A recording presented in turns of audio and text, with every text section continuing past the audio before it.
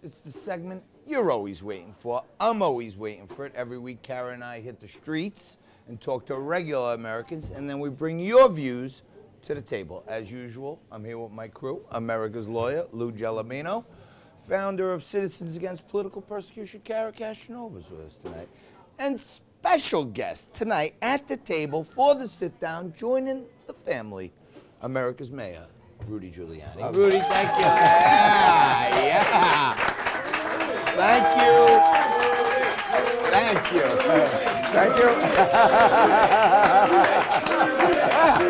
All right. It's happening. I have this sneaking suspicion that they like you, all right? Yeah. Like many of us. This is my territory. That sure is. So, Kara and I hit the streets and talk to regular Americans, and then we bring your views to the table. Take a look at what this guy had to say. With inflation over 8% just in the last 12 months, Americans are having to pay more out of pocket. Personally, yes, I am okay with paying more to cut off Russian gas, but we also need to make... A year and a half ago at this time, we were energy independent. We didn't need oil or gas from Russia. We didn't need it from Saudi Arabia. We didn't need it from Venezuela. In fact, we were beginning to sell oil and gas. So if we had kept Trump, we would now be energy independent. Now, 64% of the American people, that has to include Democrats, have said, if Trump were president, this wouldn't happen. And then all this stuff about how he says Putin's smart, and that's why he's a genius. Of course he says he's smart. Hey, Vladimir, you're really, really smart. And then he'll go on and say, this is another thing I'll tell you. He authorized me to say this, or I wouldn't say it as his lawyer.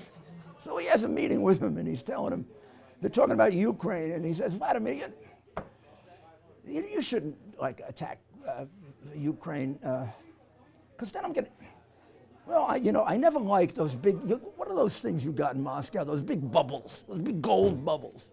I never liked those things. So I'm going to have to blow them up. So Putin says, they're churches. He said, oh, Vladimir, don't tell me that about churches. I did, come on, churches. You can fool Bush, you can't fool me. Churches? You care about churches? That's what he's like. Or with the guy in North Korea. He calls him up. He's in Japan. He says, I'm coming over to see you. And then he walks into his country. No, like it was a coffee visit. And he puts his arm around him. The guy doesn't know what to think. Take a look at what this guy had to say about oil prices. Would you rather cut off Putin's oil, but the exchange is paying more at the pump?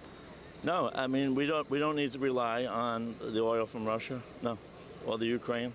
No, and we should be paying a lot less at the pump. Right. Yeah. These things have been going up for a year.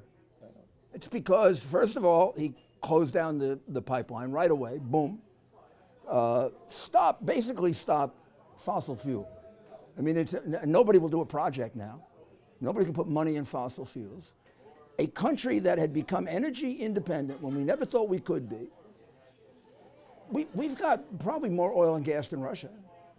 We might challenge Saudi Arabia. We don't even know. We've never really taken a good look at how much we've got deep down. You know, the fracking brought up the oil Saudi first, Arabians and then we found gas next to it. Right. You think the Saudi Arabians were scared of Trump also because we had such great oil first resources? of all, unlike Obama, he didn't kneel when he met, the king. He shook hands with him. Number two, I think everybody was scared of him. And everybody was scared of Ronald Reagan. Were you scared of him? Me, I worked for him. Yeah, I was scared of him. But I loved him. Ronald Reagan was a wonderful man. Just one of the nicest human beings I've ever known. But yeah, I mean, I've talked to Russians now, after the Cold War, people who, have come to America, and they say, you can't believe how frightened we were of Reagan. I mean, he would do things like that thing where he was off camera and he said, I just sent the missiles out to hit. And then I argued the case in the Southern District and Second Circuit because they tried to get an injunction against Reagan deploying the cruise missiles in Western Europe. Put them in Italy, Germany, England, and Ireland. So he said, you know what I did? Just one day, I put little names on them. Moscow, St. Petersburg, or in those days, Leningrad, a couple of little cities. just in case they get confused. Now, I don't even know if he put names on them. I don't think he did. He But just the told them Russians that. took it Right, 'cause seriously. they heard him on a And hot you know mic. the thing that scared them the most, I was told? When he fired the air traffic controllers. They said they never thought an American president could do that, could stand up to the unions. Don't forget, he don't need it, put no. 2 missiles right in Gaddafi's bedroom. Yeah. I remember when Gaddafi had to bomb the But why do we take, but here's a good example of how we keep making the same mistake over and over again.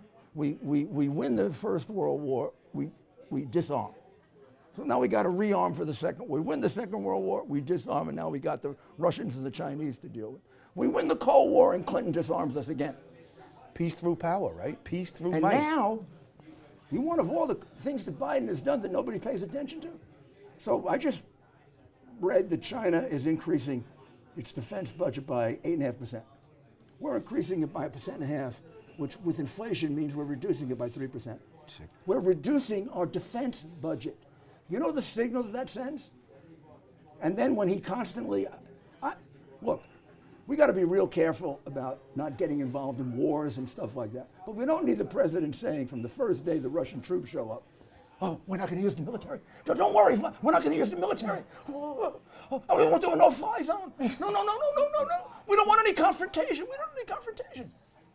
So you don't tell them your options. Right.